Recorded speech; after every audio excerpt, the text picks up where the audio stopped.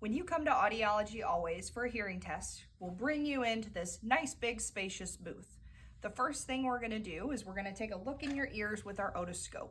When we look in your ears, we're looking to see if there's any wax down in your ears, and we're looking to make sure that we can see a nice healthy eardrum. If there is wax, we will use our tools to get that out before starting the hearing test.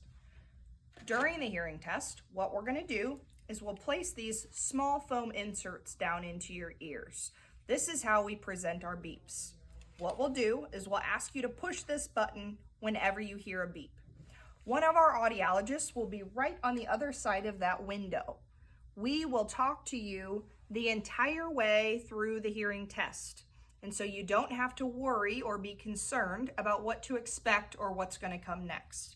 During our hearing test, we will have you push the button for beeps.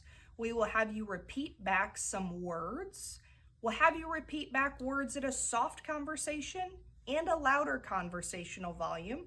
And then we're also going to ask you to repeat back some sentences and background noise. We take a very comprehensive approach to our hearing test, and this gives us the full picture to talk about the best treatment plan for you.